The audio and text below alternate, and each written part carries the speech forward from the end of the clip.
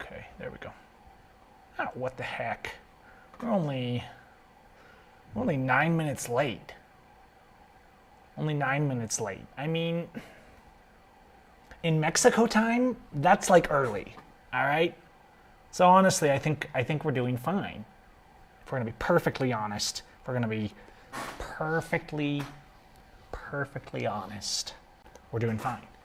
I'm just gonna get this in. I'm gonna let you guys pop in there, because if there's no likes and subs and comments in there, like, we have nothing. We have nothing here on the show. This isn't really the podcast. This is just like, I had a little free time on a Friday night, and I thought, you know what, frosted glass. Normally I only drink water on the show, but it's beer and cheese night. So I'm gonna pour a Dos Equis. Not sponsored, but I do need money, so yeah. Ridiculous. Why is this light so white? I could have sworn I had this on. This is on 3400 Kelvin, and it should not be on 3400 Kelvin. Where is my staff when I need them? This should be a warm white, all right? Do you think I want to look cold like the dead? No, I don't. Sheesh. You just can't get good help. I can't get any help because we don't have a big enough show for that. It's cheese night too, so I brought some cheese. I bought a bag of Oaxaca cheese. It's good. I like Oaxaca. It's very mild. Mexicanos don't do like aged cheese like we do and the Europeans do. But love to you guys as well. Good to see you in there. DC, OG, Vegan Bear, Saddle, Cocaine, all you guys with your crazy names in there. And let me just get up everything. I'm not even gonna do anything until I get a few of you in there, right? There's like 30 of you. Okay, hold on. Make sure, let me know audio and stuff's okay, because I know a few weeks ago we had a problem. I think I have it fixed. Right.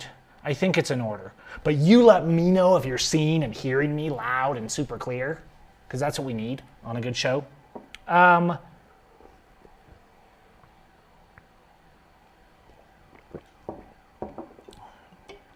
That's good.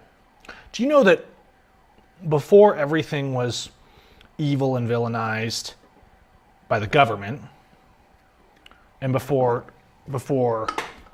Christians used their government to make everything evil and illegal, like drinking beer was just a normal way to refresh yourself. It wasn't like, oh, he's drinking beer, he's underage, he's driving his wagon. Like, that was just, you went and you had an ale. And my understanding is that in a lot of places in the world, like if you go to Europe and stuff, it's completely normal to have a pint with your lunch. But the culture that is both Puritan and perverse in the US kind of merged and combined to make this menagerie of horror that we now call the United States, that just is crazy. It's crazy. We'll probably do a little segment on what's happening in Gaza. I don't want to go for too long. So I'm going to show you guys. I actually just wanted to go live because I do want to talk about the Gaza thing. If we don't do that tonight, I'll come back to it because I definitely have some things to say about it. But if I do that, I will put it in a segment so I can cut it out and put it on the channel, okay? Oaxaca cheese. Let's talk about Oaxaca cheese. I'm going to do a little Q&A on Mexico, but I know people are just seeing the world getting ugly. I'm going to actually show you, you know what I'm going to do today? I'm going to show you photos and videos. I don't do this very much, and you guys can follow my Instagrams and my other pages, but I'm going to show you photos and videos of things that I do in Mexico, normal or abnormal, so you can have context. And then, I agree, Vegan Bear. But the problem is the church is drunk on money, on power, on control, on self-righteousness. Everything but love is what the church seems to be drunk on. I think drunkenness can be a lot more than drugs and alcohol. But I think we should do things in moderation. It's a good way to avoid problems. Yes, Free Eric Brandt, Shaver Cox. Jeff Winehouse, James Hamilton, Leonard Peltier. The names still go on and on. I'm tired, you know? We're just gonna have a really candid show tonight. So this show is for those of you guys. It'll be small. I know it's not very exciting. This show is for those of you guys that just like to talk about real stuff, right? When I do videos, I have to cut them to death, and even then the algorithm hates them. Like, to get good on the algorithm, you have to do clickbait, and you have to do these massive posters, and it's crazy. Like, subscribe to the podcast. I'm not doing a lot of them yet. I'm just doing them now and then. But go over to callmegav.com/podcast and you can subscribe, because the algorithms don't control podcasts. So I want to gradually grow the podcast. Make sure you're subscribed and have a podcast, and subscribe to other people's podcasts. Because a podcast that you're subscribed to, you get, period. An algorithm doesn't decide if you get it because it's coming direct. All right? So, yes. I was working today. I went out. You know, if you people that want to know the real me, what I'm actually doing most of the time is photo related stuff. That's my day job, and I haven't been. The past couple of years have been rough, both of YouTube revenue, of my selling my products. I develop software products and stuff for photographers. I teach workshops. All that's over at seimfx.com. If you are a photographer and want to support, I make very top-notch photography tools and products and workshops. I even have a free workshop for those of you, even for you activists and auditors and things like that. I have a workshop called Shadow Hackers that teaches a lot of fundamental theory on how to understand how to make good images. Technically, I do have a master's in that, but that doesn't really matter. What matters is the experience. And so that's why I'm always out taking photos.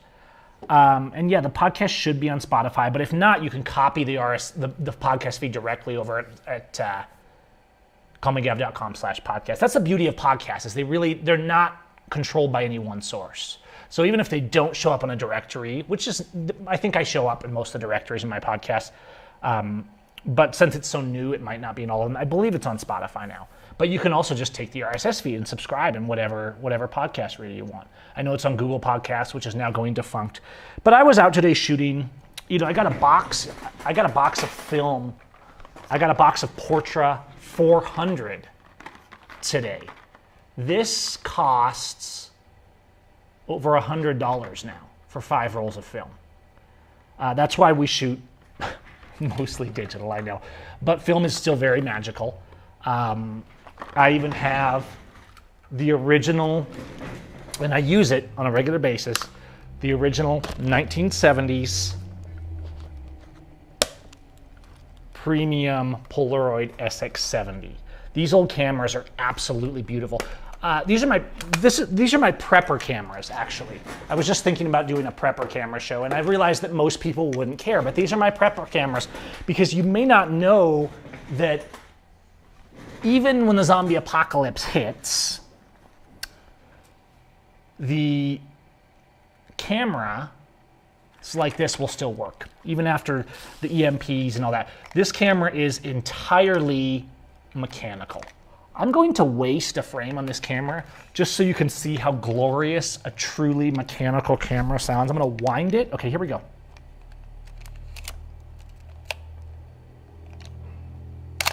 Listen to that. I know that means nothing to most people, but this camera requires no electricity of any kind to function. And black and white film, you can actually develop with very simple processes and electricity. So if the world is coming unglued, I'll still be there trying to document it, even if all these don't even charge anymore. If I can get a hold of black and white film and some basic bleach and chemicals and things like that, I can be documenting that for if the world ever returns, which, knowing me and the fact that I always resist, I'll probably be dead for. But if I am, find my camera and see what's on it. You never know. There might be a book in it. All right? But I'm just really excited about this right here. 5 36 exposure rolls of Portra 400. This is one of the best films ever made. Those of you that know photography know what I mean. And yes, I don't collect these old cameras. I use these old cameras. Here's a Hasselblad 500C. This one is a top-down look here with a Carl Zeiss 80mm planar. But every one of these cameras I've shot. This is the one they took to the moon, or did they? Did they even go there? We don't have to get into that. I'm just saying.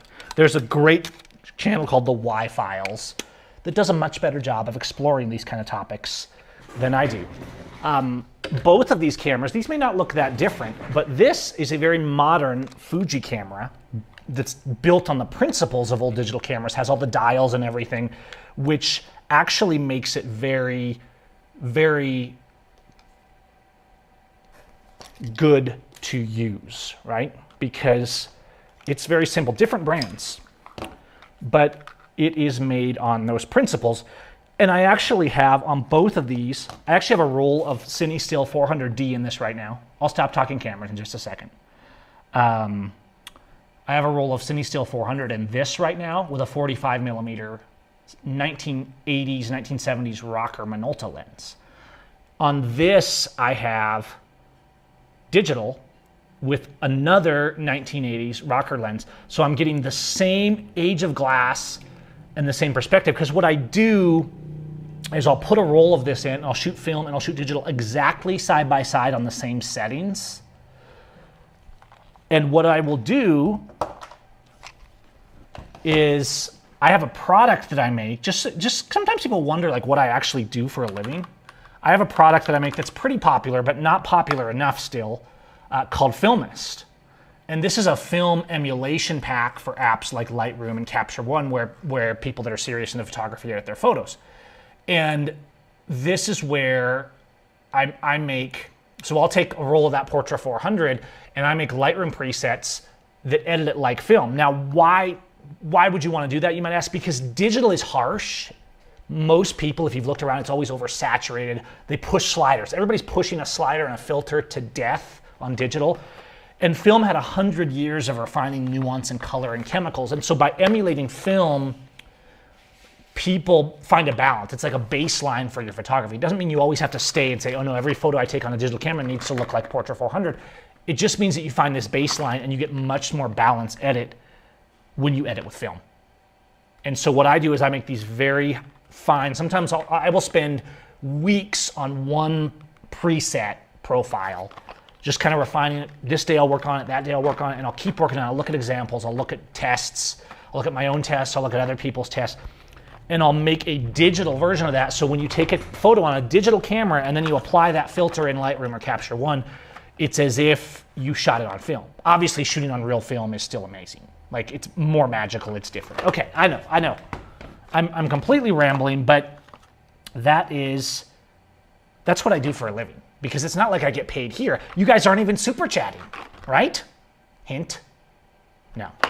I have Oaxaca cheese, right? I only had to spend like 50 pesos on this.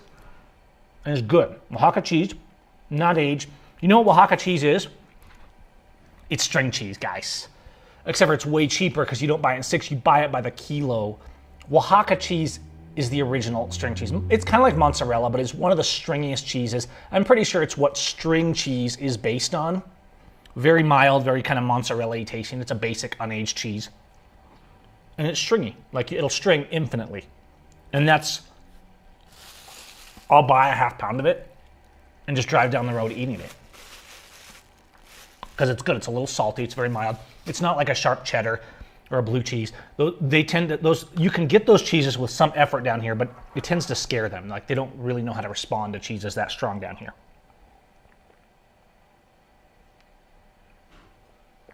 Very well. Let's put the film away. Okay, I'll show you this one, since you insist. Some of you may remember this. This is a Canonet QL,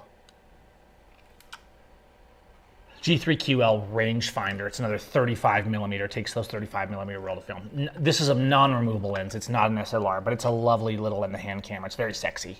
I just put these on sometimes and walk around, put on a trench coat, and roll around looking amazing with these.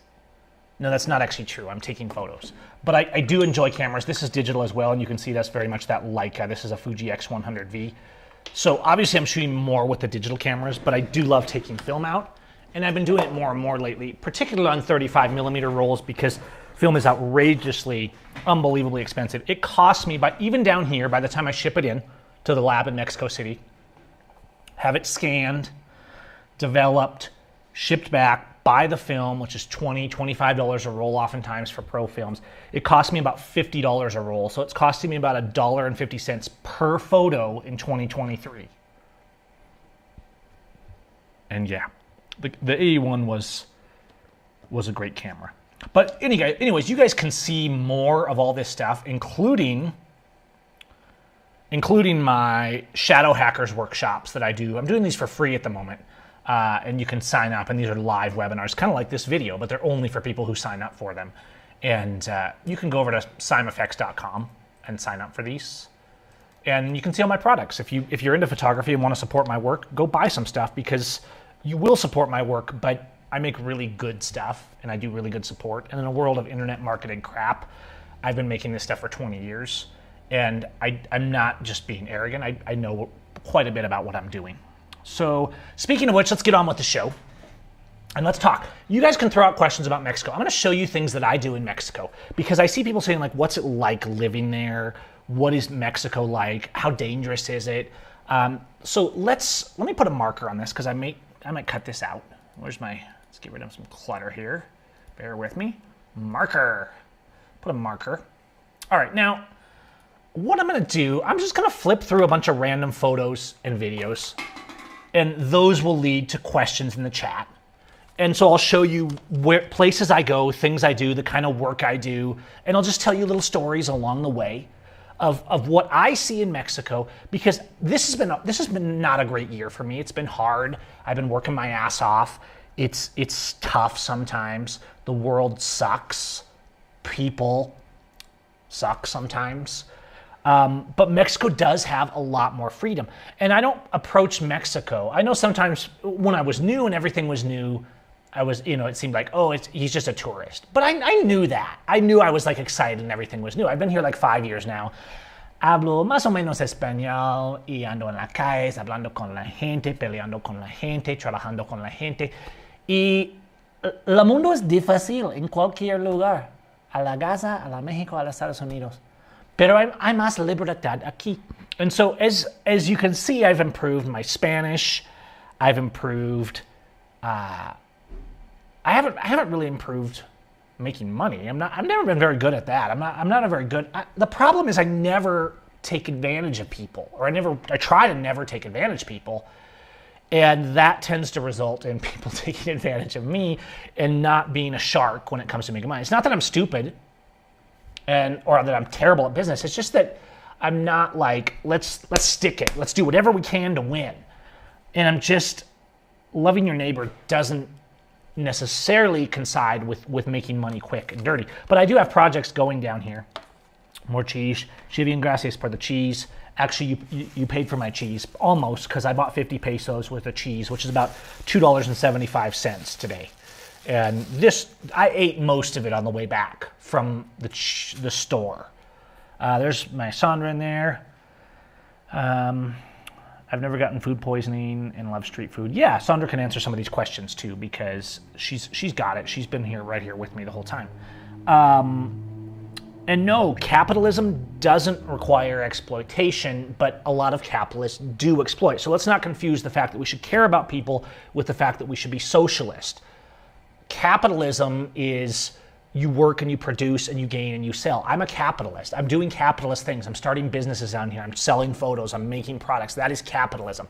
What people often confuse with capitalism is giant corporate power mongrels that are using politicians and bribes to manipulate to get their own way and drive other people out of business. That's not capitalism.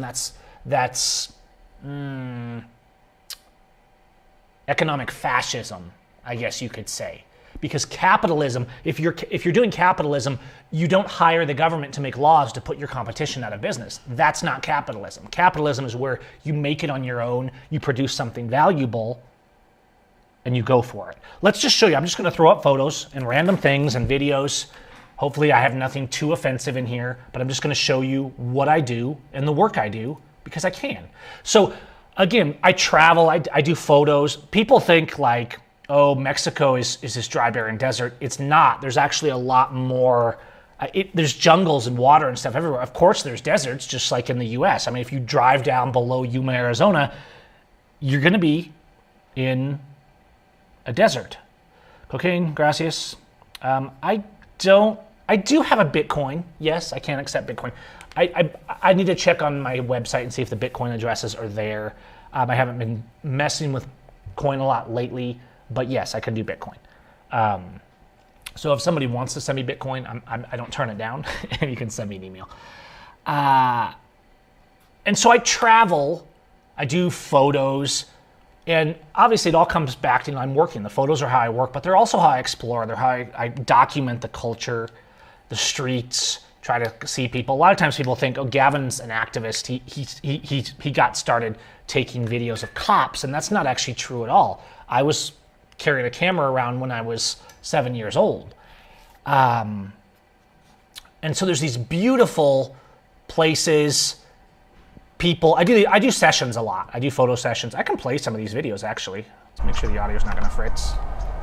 And so it just depends on how busy I am. I like to do photo sessions to push myself, to challenge myself, to do step out of my comfort zone, to work with people. My model projects really help me work with,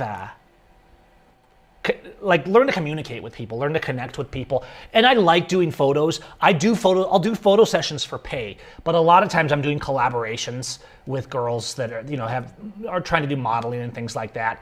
And maybe they don't have great photos, and I just, do sessions with them. And it's great practice for me, and it's great practice for them. And they get somebody with a really lot of experience.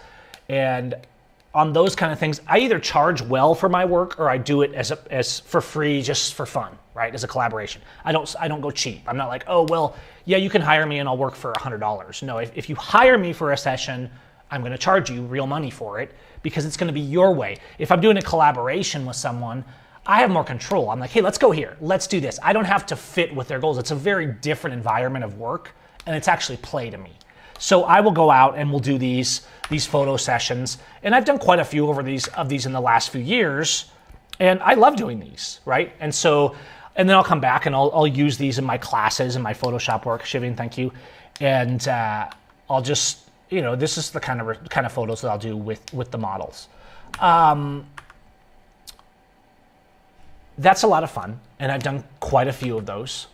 And I always am doing, since I'm always doing videos, right? So this is a way for me to get videos and to get material for my workshops and things like that. A lot of times Sonder goes with me on these. A lot of times Sonder's the model.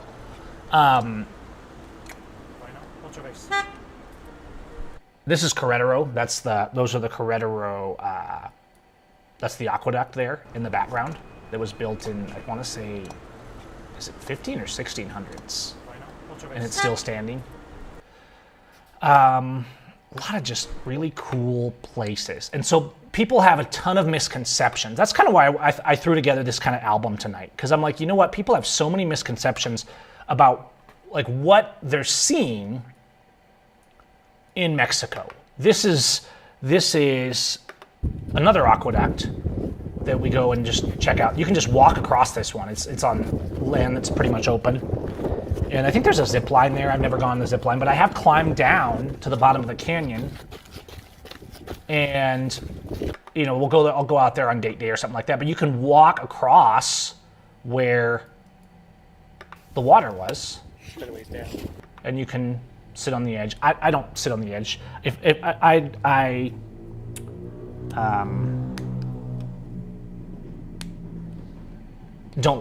not afraid of heights. I paraglide.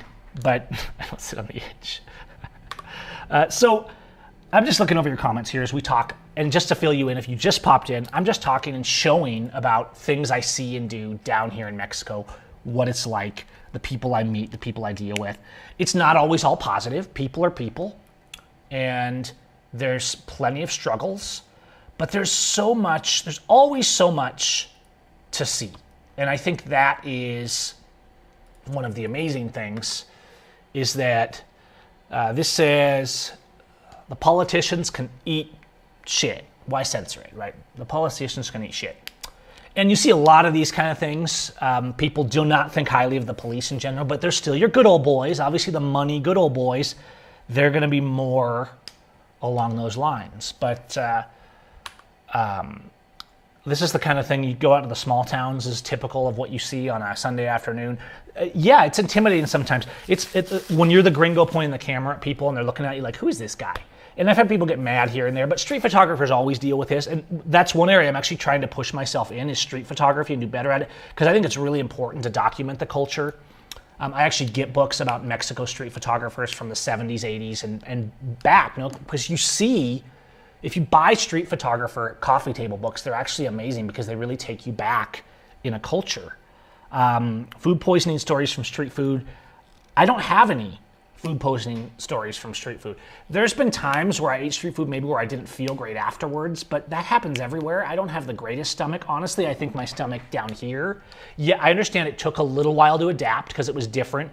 So I want to say the first year I was down here, my stomach was a little bit more up and down, and it still has its moments, but I've had a fairly bad stomach and had to learn to kind of take care of myself better. I mean, I'm an herbalist, so I study herbs, and I'm trying to do a lot better. I don't eat a lot of sugar anymore. I do a lot more eating of local produce, and that's the thing down here. Local fruit and vegetables are everywhere all year round, and they're not expensive. It's one of the cheapest foods that you're in. Now we're down here in the Querétaro area, which is basically the dead center of Mexico, right? And from here I travel out when I have time and money. We travel to all different kinds of places. I've been to 12 or 15 states. I think my brother Nathan's been to like 20 states in Mexico. So it's good. And let me just see here.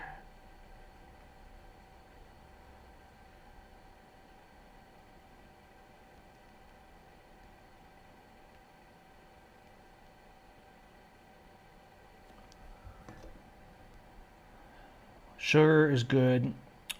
Sugar's not good. Sugar is terrible. It's way overused down here. I'm not saying I never eat sugar. I'm like some hardcore. If you really start looking into sugar, you'll want to stop taking it at the very least. Because when you look at the massive lack of health, exercise, obesity, cancer, sugar is it's not good. But I'll have a Coke now and then. I'll put a little sugar in my coffee. It's not like I'm religious about it, but the less sugar you can take, the better. The more natural you can do, the better. Let's flip through and just look at some more stuff. You guys can ask questions about places. I mean, these are just kind of normal scenes that you see. People sitting outside. Bicycles are never thrown away. So in the States, we get a bicycle and it's a few years old and it's like this one right here and you sell it at a yard sale for $5. This would still sell for $100. So no, everything's not cheaper down here. Things that are functional are not thrown away. You don't see people throwing away useful stuff. Everything is saved, everything is sold, everything is reused. You never see piles of free stuff out in front of a store like we do in the States. Like, oh, we don't need this lumber anymore, just give it away. No, they'll sell it. They'll use it. They'll give it to a friend. They'll start a project with it. And Brock, I think you're just trolling at this point because I mean it's if you look at the junk food and the sugar, it's obviously we have a massive problem all over the world. So we don't need to get into that. That's pretty self-explanatory and can be verified pretty much anywhere you want to look. If going out for tacos, yeah, that's great. These are the kind of places I go for my super chat tacos. Elotes on the street, super common. And I prefer esquirtes, which are what you see in this pot here, which are off the cob and they're like seasoning. They put mayonnaise, they put spices and chilies and stuff with them. The one thing about elotes, the corn is not really sweet corn here, okay? It is kind of neutral corn. In the States, we like sweet produce, and so it's been genetically engineered to be super delicious and sweet. If you live in central Washington, you know Calstrom corn. It's amazing. But most of these corns are like hybrids and stuff that you can't grow from the heirloom seed.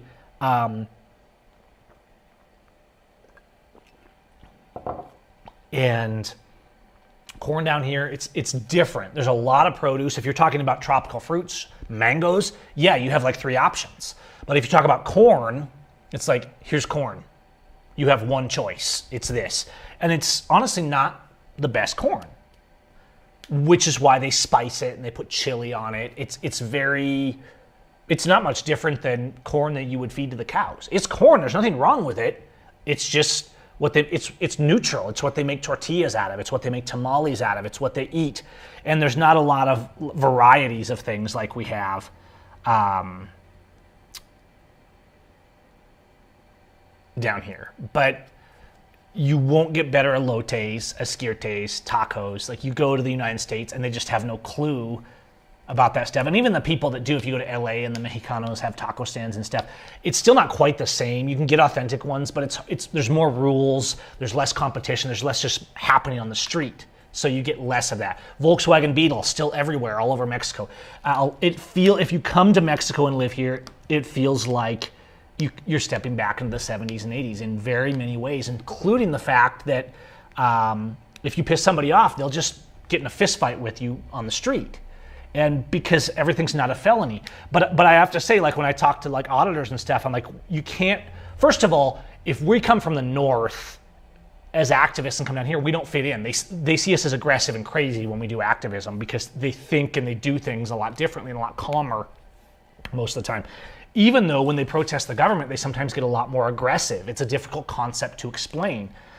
But if auditors came down here and just got in everybody's faces, even in like, in buildings and stuff like that, they would get beat down by the cops, by security guards. Security guards are a-holes just like they are in the States. But there's a lot, even though there's regulation, there's much more of a mindset of like, we're man, we'll settle this, we'll show him. Almost like 1960s, 1970s. If I was to guess, like when you come down to central Mexico or go to Mexico City, I would say it's being like in 1970s Chicago. And I wasn't there, obviously. I'm just making comparisons from history and what I've seen, okay? And so it is what it is. That's what people are.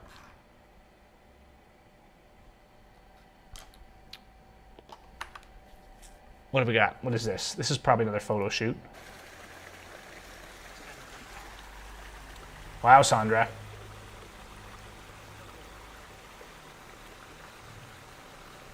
Yeah, this is over in Hidalgo State. So water everywhere, right? The camera's all over the place on this. That was not a very good video. But there's water. You can just explore. You can see things. But I do stand out when I'm going out and I'm doing things and I'm taking photos and going to all these places. Like, I stand out. But I get to go out and I take, photos and I get to see these beautiful places. Sometimes I do landscape, sometimes I do portraits. I kind of do with photography whatever I can to challenge myself. Did the chat room break? Because all I'm seeing is a few of you in here talking. Maybe I'm just boring you. I didn't say this was going to be an exciting show, but I'm just throwing it out there for those of you that want to know. That's what we do on these casual late night beer and cheese live streams. So if you're into that, that's cool.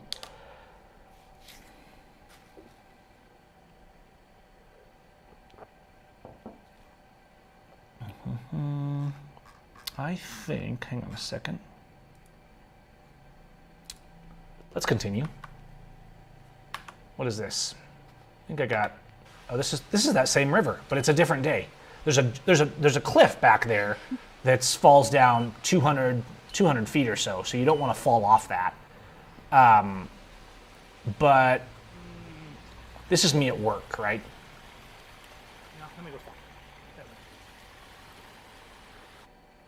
I love going out and doing photos. That's what I do. But I've been doing a lot of street photography lately and trying to document the culture, which of course is harder. It's more complicated.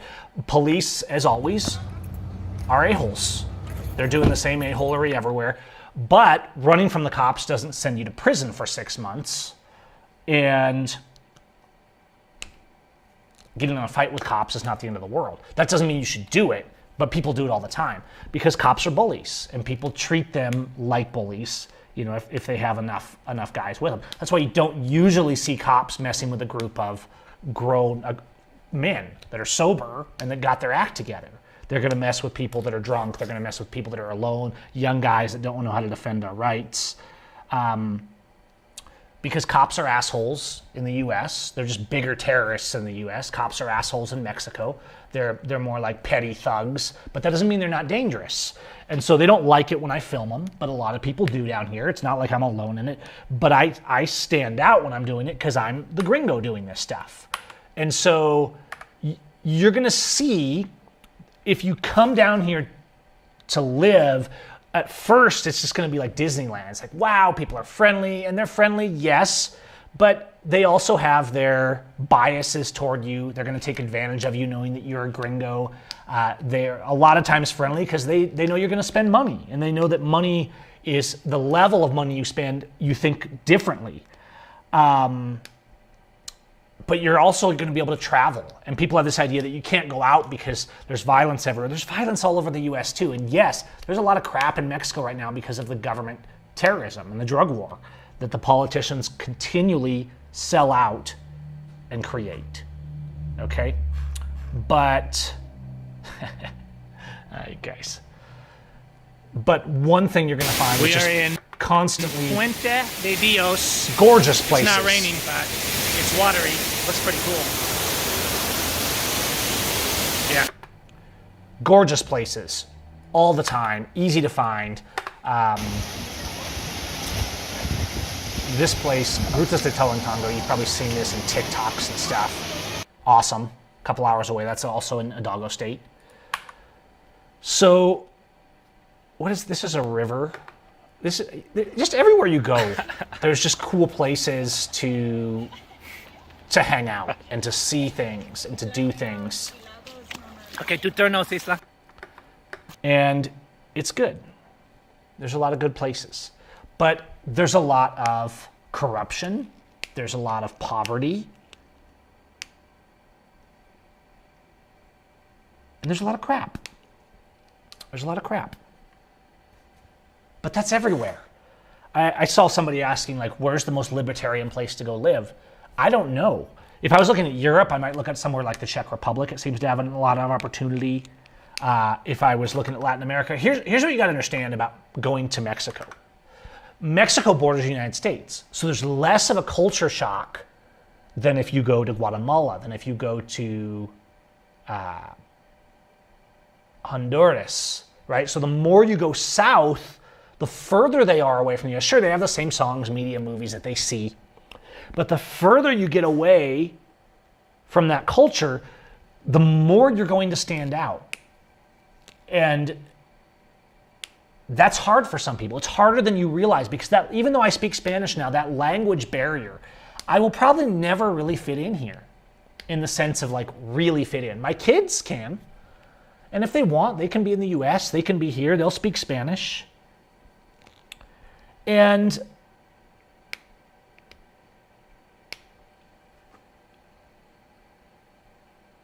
it is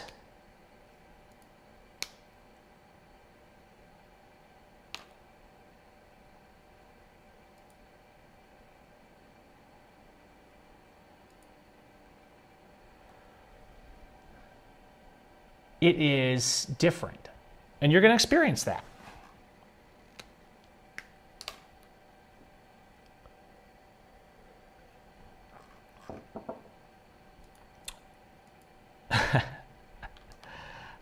You guys. Yeah, I'd like to see some chat in here, guys, not just like sounding off. You know, that's why we do these live streams. That's why I'm here, is to actually have real conversations with you guys. And so let's put the emphasis on that. Sometimes I think people are actually fans of the channel and they're maybe just kind of in a trolling kind of mood and just sounding off. So I don't necessarily block them forever. But yeah, I mean, enough, bro. Calm down. So where was I? This is a crap show. I do a crap show. You know that? But the pieces of information that come out of it are sometimes very good and very important. So it's okay. But my live shows are not that great. I think Palestine is too long of a topic, and I want to get some examples and ducks in a row and law And so hopefully next week we can do a live stream. What I will say really briefly on Palestine is politicians on both sides are always terrorizing the innocent. That's what I'm seeing. I'm seeing BS. I'm seeing the news saying war against Hamas, but all I'm seeing is women and children being bombed. That's not a war against terrorism.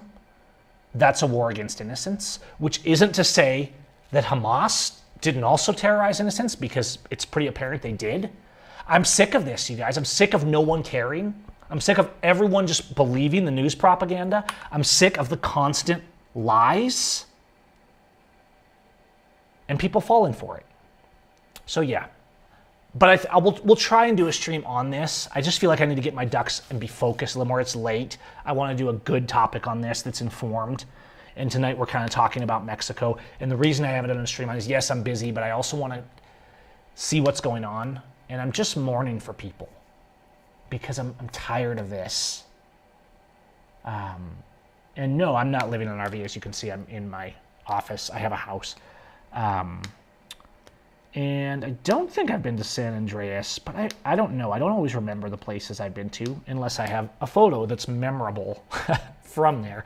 But just going out, we go up into the woods. You know, you can drive an hour away and go up into the woods and have a camp out. And it's more wild, wild west. What are we doing, right? Oh, I didn't actually have the video on. It's more wild, wild west. You'll see less people. You stand out more if you have a nice rig. So, you know, you're living in a country where most people work for $10 or $15 a day. What are we doing, kiddos? And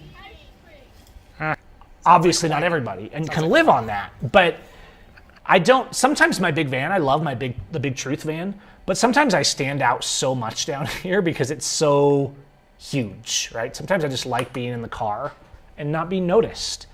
I don't always want to be noticed. But cool places all over, all the time. Most of these places I'm showing you are within an hour or two of where I live, right? Different biomes, is that the word? Like, you can be in jungle, you can be in desert, you can be in waterfalls, rivers, a lot of just stuff going on that would be illegal and will be restricted in the U.S. Kids selling on the street. I mean, the road system. You got to realize, like, we look at this and we kind of laugh, like, wow, it's flooding. But we have places to go, so we just keep driving. But really, it's corruption. They build the roads on graft. They pocket most of the money. They don't put drains in.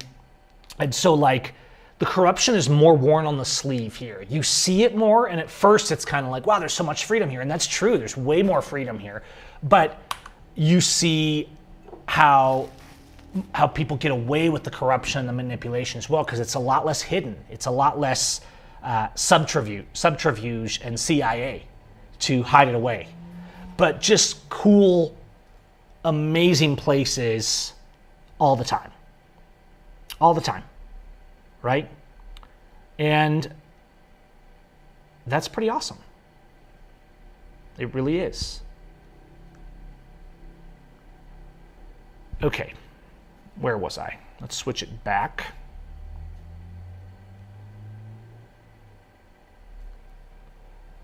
To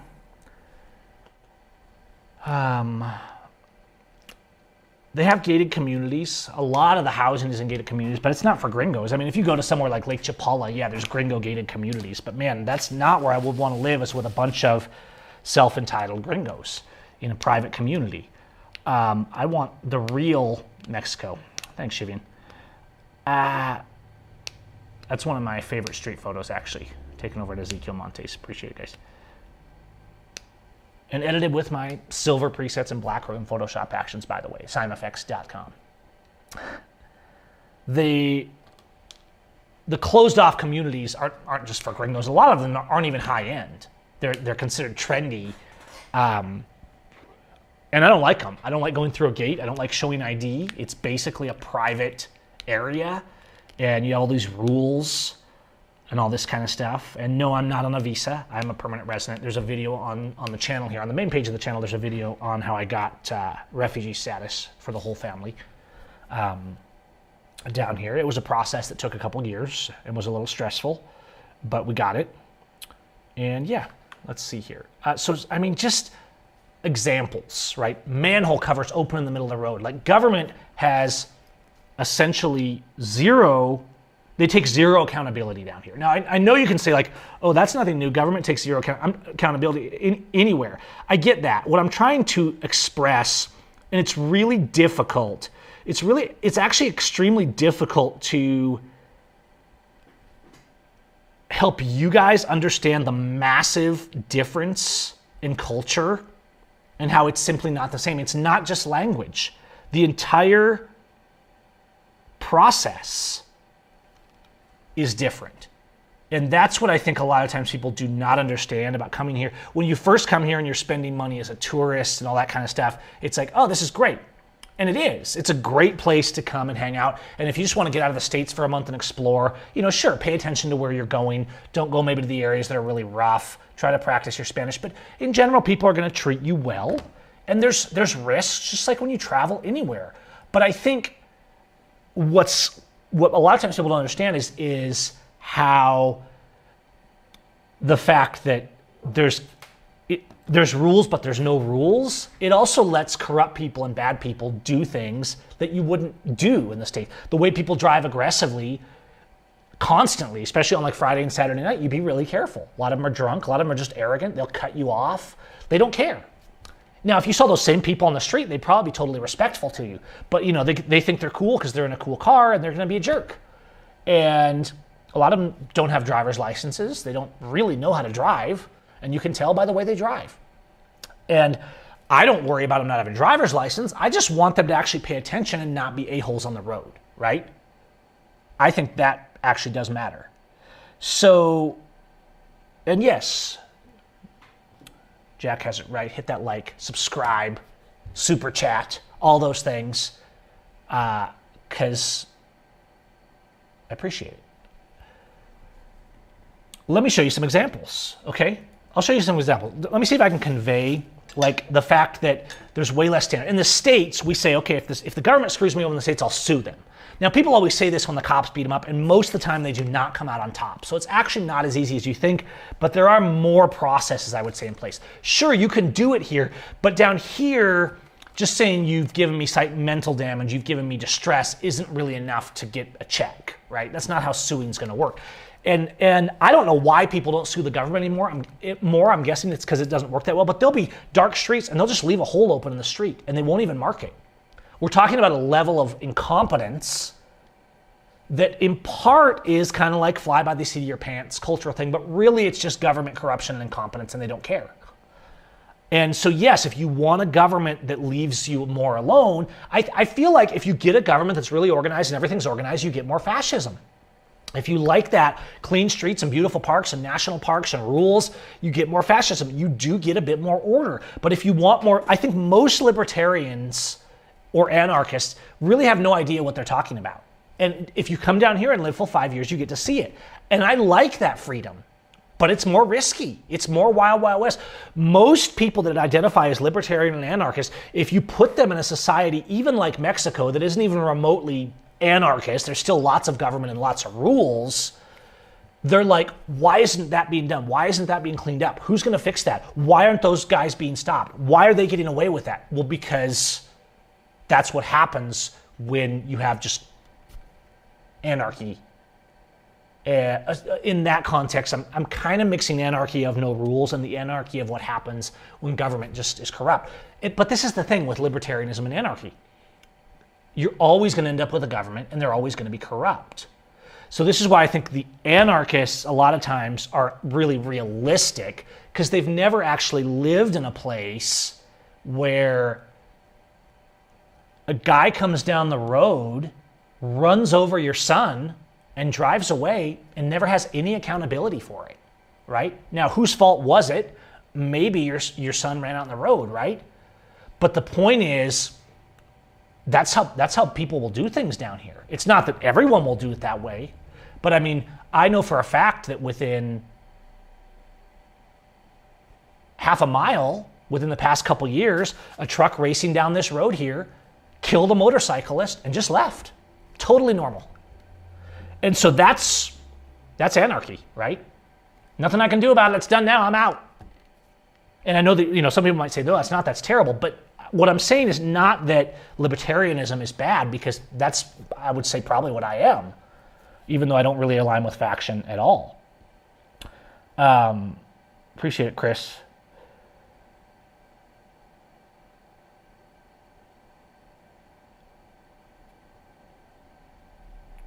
And thank you, guys. I'm looking at your comments. Don't worry. I am looking here. Right to bear arms. You don't have a right to bear arms anywhere in the world that I know of. You certainly don't have a right to bear arms in the U.S. And if you use them, you go straight to prison. In Mexico, you don't either.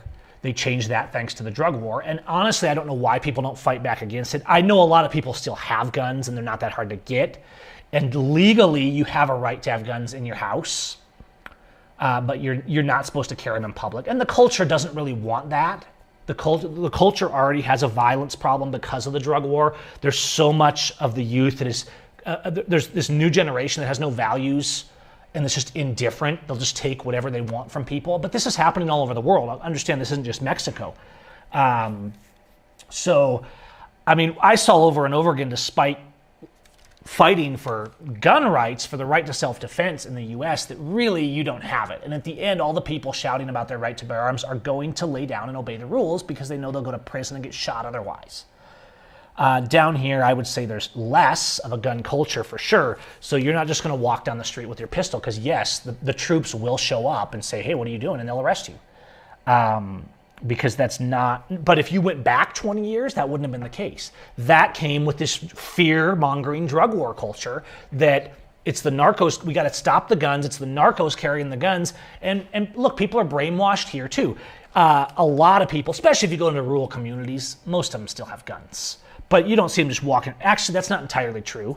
It's all relative. This is considered fairly peaceful. This is like the Boston, New York area, right? This is the center of Mexico. So this is more regulated in this area. If you go to like Michoacan and stuff like that, where it's even more wild, wild west, where they have more narco problems, it's very common to see the civilians carry machine guns, driving around with mounted turrets in their communities. So it's like technically the gun rights are less, but in some ways they're more because the feds would never tolerate that. And yes, sometimes the feds go into those communities and arrest people, but in the end, the people are kind of like, look, you're not defending us, so we're going to defend us. The problem is sometimes those local self-defense groups actually become criminal groups themselves. It's all so complicated, but most of all the violence and all the fascism going on right now goes back to the drug war. That's how it was all created in the U.S. All the BS about immigrants are invading us, we have to restrict them. Anyone could immigrate before. All immigration restriction is unconstitutional, but through the drug war, narcos, the government has created all this violence and fear and trafficking and war, right? They're the number one traffickers, and then they say, oh, we're going to protect you. We're going to protect you, all right? I've gotten very conservative. I used to be a renegade exposing corruption. There's a lot of that in Mexico. Most police are corrupt and work with the cartels. We want to see that video. Again, here's what I find interesting about you guys that troll me. Everywhere I go in the world, I try to stand up for people. And I have lots of videos on this channel of me standing up to Mexican police. And I stand up for my rights here. I know the Constitution. I talk to you guys about that. I don't let them search my car, things like that. But when you come as a foreigner, you stand out. And I don't get, if I stand up to the police here, generally, if I'm with a group of people, I don't see a lot of activism here. There was more of it. Guys with like Ramon and Jalisco, I would go out with them with their activists and stuff. If you're with them, it's one thing. But when you try to be a leader, in a way, it's kind of like you're insulting them here because you're saying, hey, you guys, what is wrong with you? Grow some balls. And yes, I'm saying that sometimes, right? Just like I did in the US. But they don't respond that well because they see me as the outsider, arrogant gringo, even though that's not what I'm trying to be. I want us to come together and resist the corruption. But for those of you that, the people that like to troll me, it's actually total BS. There's lots of videos on this channel of me confronting Mexican police. I don't go out and do regular activism, and I wouldn't recommend if you're an auditor, come down here and do the same stuff. You're not from this culture. You're not going to be received the same way. You're going to be received with more aggression. You can't just come down here because what they see is you're pushing your weight around because you're a foreigner with money. That's what they see. And it's going to take, I don't know if they'll ever see me as one of them. I don't know if they ever will, to be honest. Okay? And yeah, Mexico was peaceful in the 80s. I mean, all that, the drug war didn't come to Mexico till like the early 2000s with George Bush and Felipe Calderon when he sold out to the U.S. So yeah, I still, I still, if something happens, I still film. If the police stop me, I film them. But I don't stop every time the police stop because I'm trying to function. I'm trying to survive, guys. It's not like I get paid for being on here talking to you. I get a few bucks, maybe in super chats, but it's not like I get revenue. The videos of activism that I've done in Mexico, most of them just get flamed on by people, by people saying that I'm not respecting the culture. And most of them don't get much traction anyhow, because people want to see me getting beat up by cops. That's what they want. And I'm not here for that. That's not why I started in activism. I didn't start filming cops as a job. I started filming cops and standing up to them, and I started doing what is now called auditing.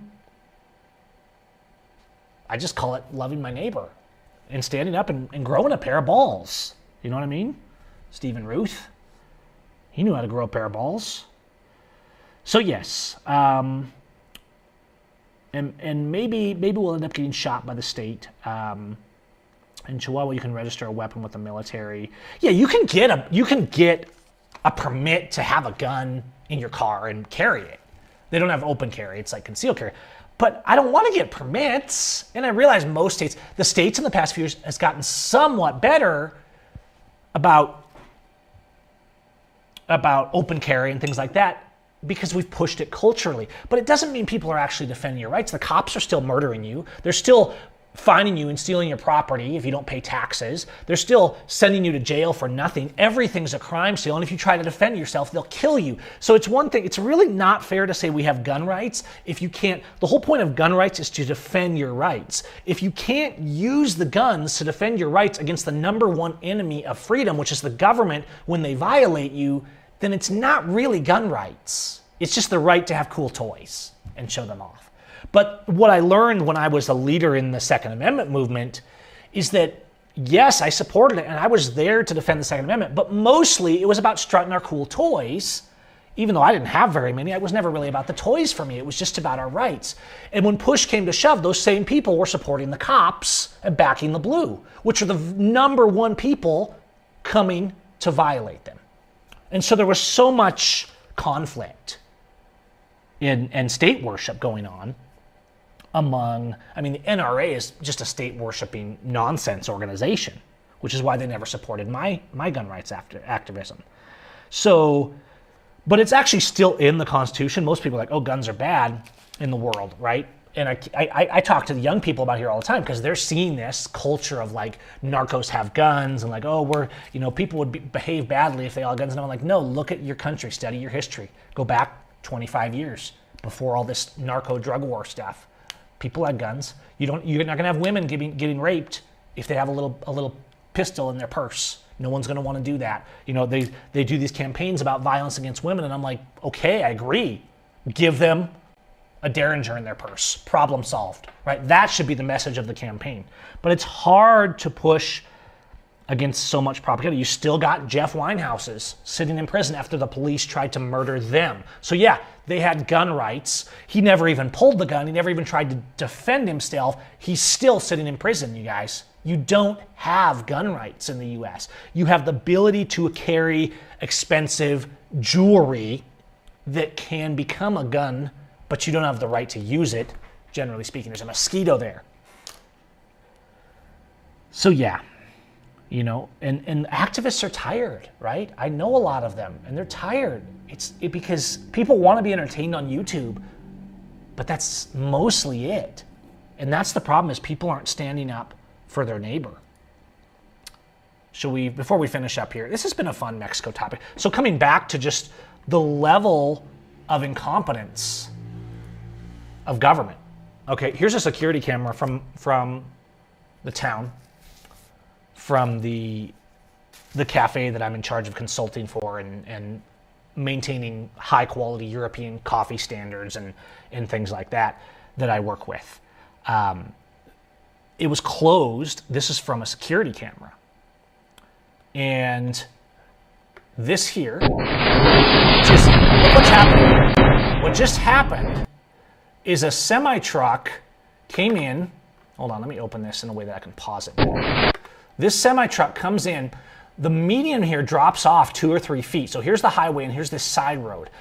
Every day that this cafe is open, there's a car falling off here. Normally it just kind of slams down and smashes their suspension. This was a loaded cattle hauler. No reflectors, no nothing. There's just a drop off right here on the road. Like literally it would just take sending guys out with reflectors. There's no barrier, there's no nothing. The road kind of transitions from smooth and other roads getting on and to where this other road over here is going lower. It's a little hard to see from this distant security camera. But this truck, and I don't know if he was tired, asleep, not paying attention, but the road shouldn't be that way. It's absolute incompetence. You can see that he hits the edge and the trailer falls off. And this thing was loaded with cows. This is midnight this week. And it killed cattle. I mean, they blew out the side, out the top rather. And this wasn't cleaned up till like 3 o'clock the next day. What's another one? I'll give you another example. So this is when you, and this is true, if you start looking around the world, where's the more free, the more libertarian side? Like, I can live free, I'd be left alone. Look at how we can just sell things on the street. India, Guatemala, Mexico. But what you see along with this is also a very leisurely corruption, also a very leisurely, like we'll do it when we can kind of thing. And it's super common to see, stuff like this, where you're just walking over a street overpass, the wires are right there. Wow, this looks safe, look. Woo! Now, I don't know if I grab that wire sitting right there, if it's going to electrocute me. What could go wrong there? Nothing. But I like to point this stuff out to not always just be like dazzling stars, right, about this stuff. This is like, and this happens. I remember a story just a year ago, like a school kid walking home from school got electrocuted and killed because they just had a hot wire hanging down from a pole. It's super common that those just wires laying in the road, right? And it might be a couple days till someone gets to them. Like, so if you guys want to see that, I want people to see that because you'll get so much more perspective when you come here and you live for a few years and you have to try and adapt to the culture and see what it's like to be the foreigner and see what it's like to have a country of more freedom. I like a country of more freedom, don't get me wrong. I'm just saying that most people that say they want freedom are the same people saying they want the police to come and save them and they want a law to shut up the liberal they don't like. Right? So yeah, wild. And street performers at the stoplights. I was with Sandra I think the other day, I don't have a video of it. I literally saw, it's super common to have street performers at the lights and then people give them a little bit of money. Sometimes they're blowing fire out of their mouths, they're juggling, whatever. I literally saw a guy at the light the other day and they have it timed, right? He had strung a tightrope from one signpost to the other in front of the cars at the stoplight and was walking a tightrope in front of the cars. And he had to do his show.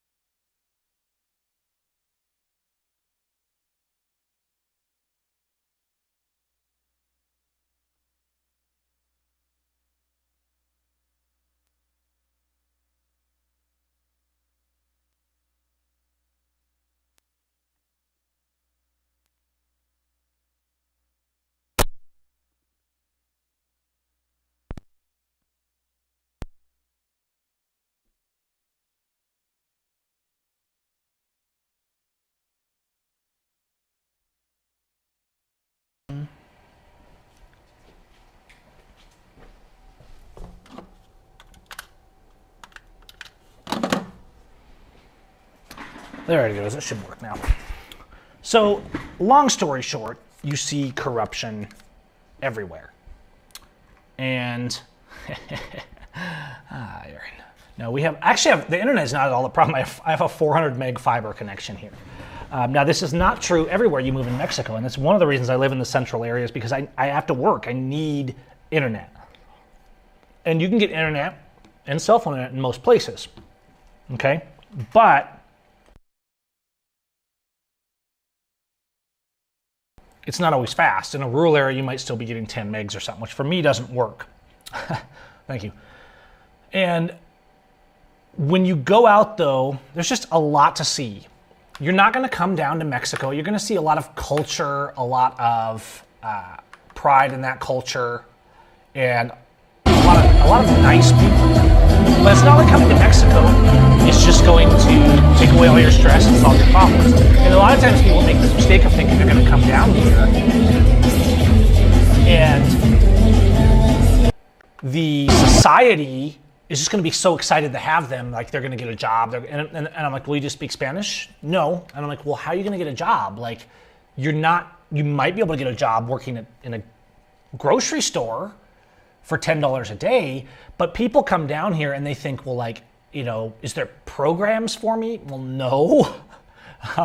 Mexico is much less socialist than the United States. And so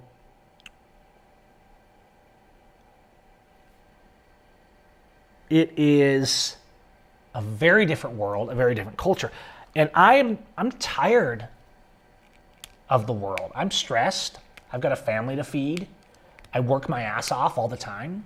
And I'm tired of people taking advantage of me and everyone else in the world, and it not being easy to succeed if you want to treat people well. I'm tired of us bombing everyone. Like, I love Mexico, but you can see a lot of times that I'm still tired. The world isn't getting better.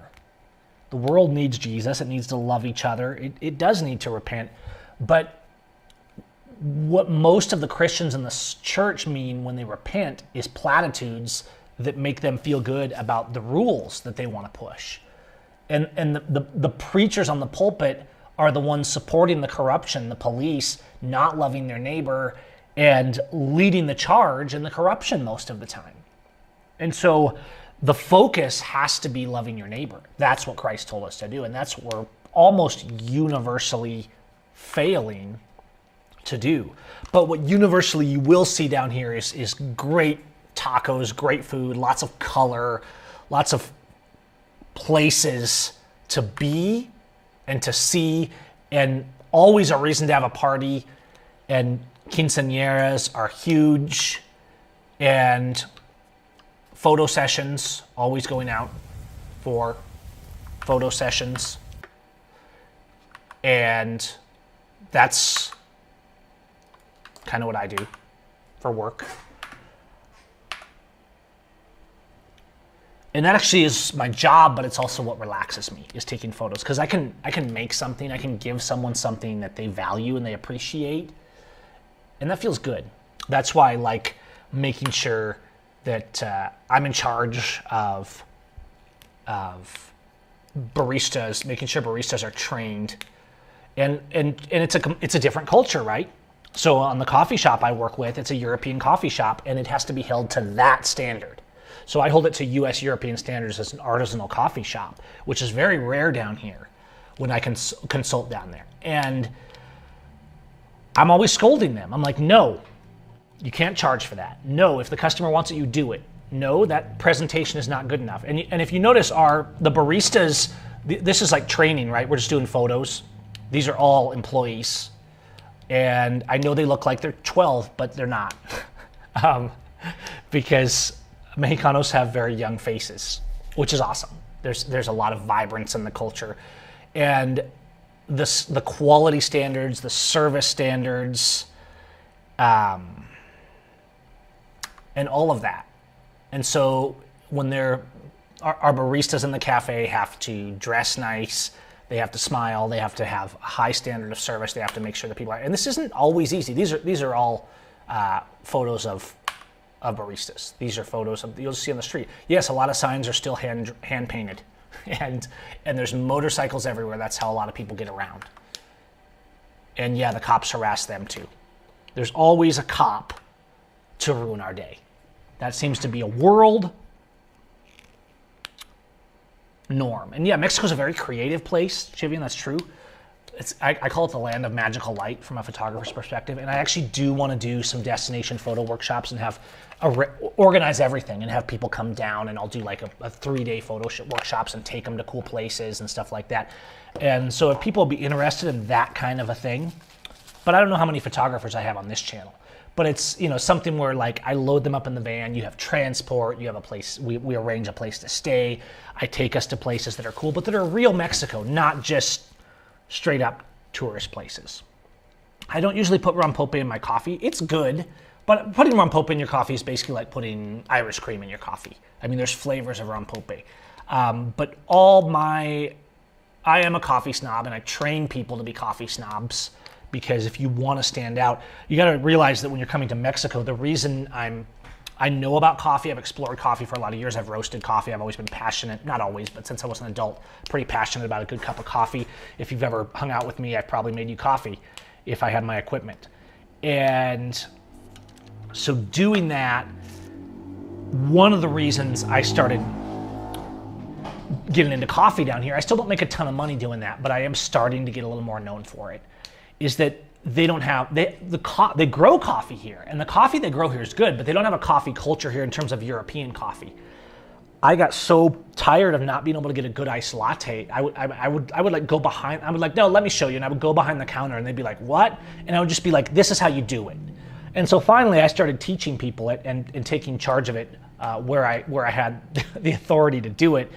And so, and sometimes I think they think I'm a little crazy because I'm so anal about, it's not just about making a good cup of coffee in the service industry. And I've been in the service industry in various forms for a long time. And I'm like, no, you don't nickel and dime people. You don't charge them for that.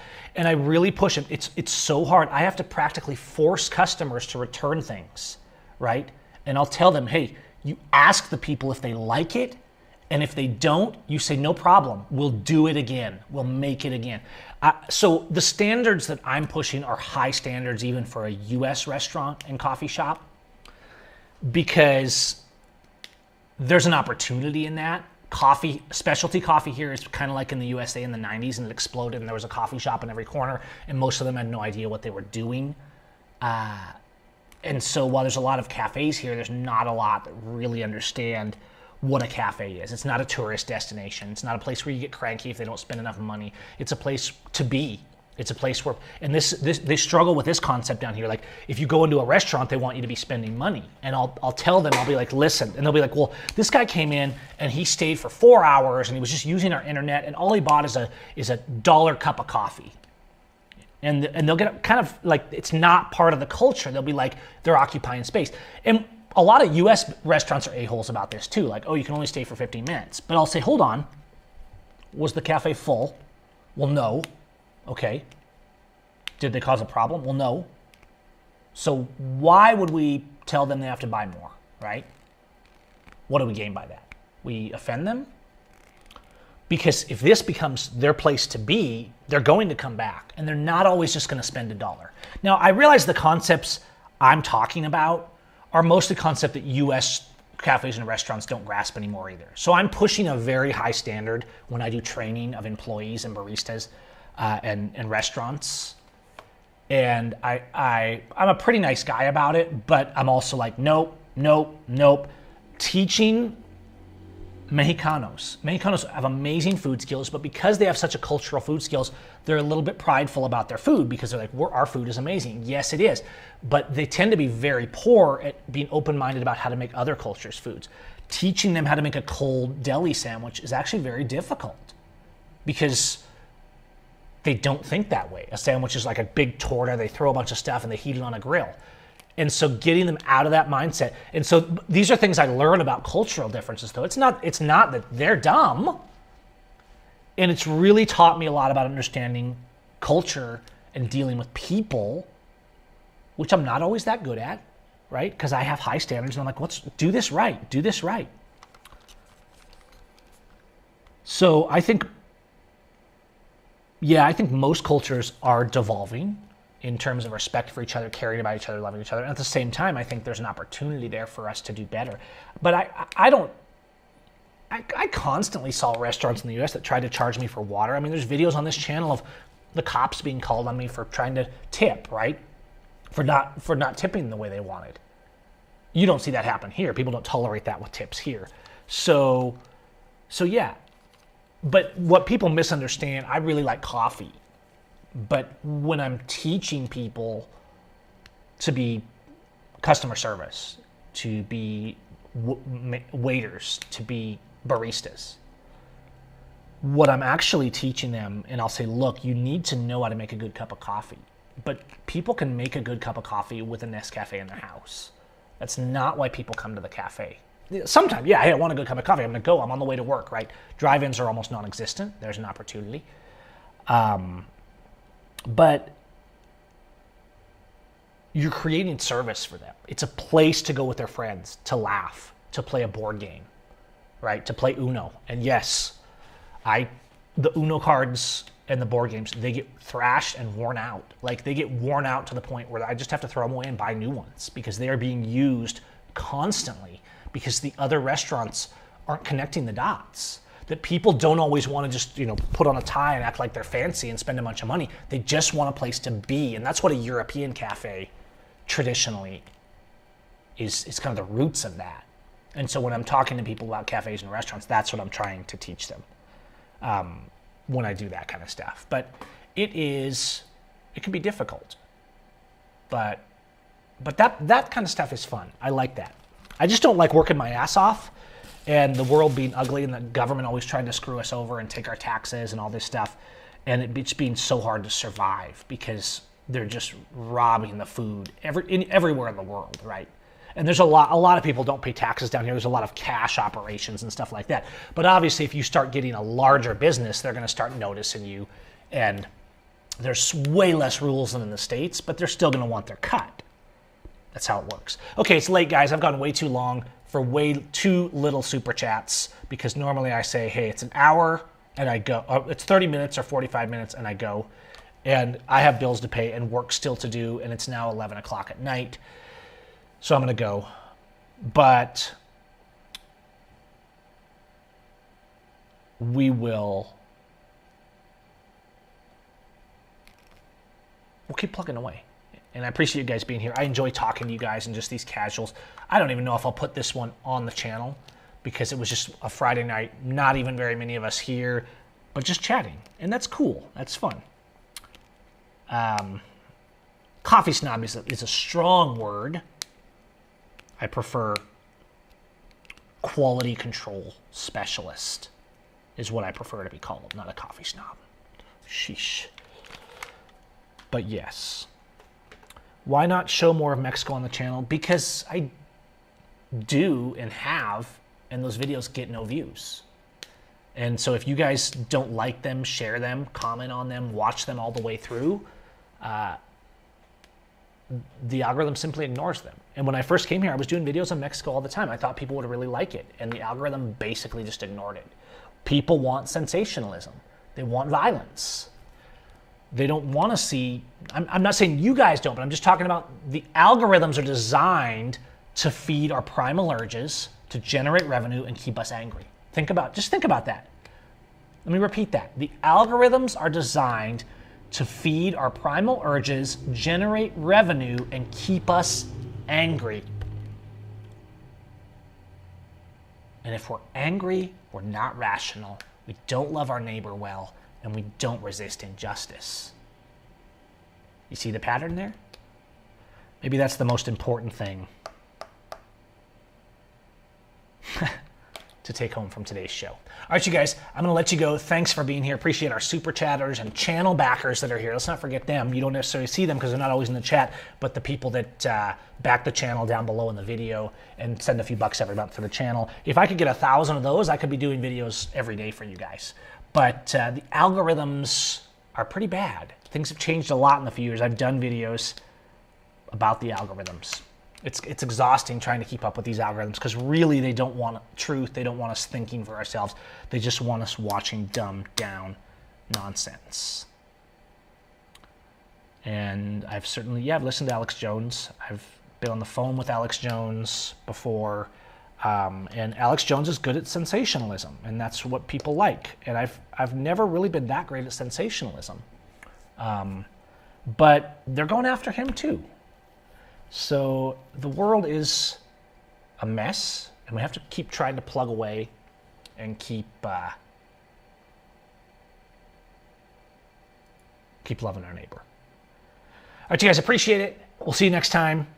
And maybe we'll try and do a more focused show next time. This one was just kind of having fun tonight, talking about Mexico, showing you some of the thing. Entonces, ten una buena noche. Cuídate. You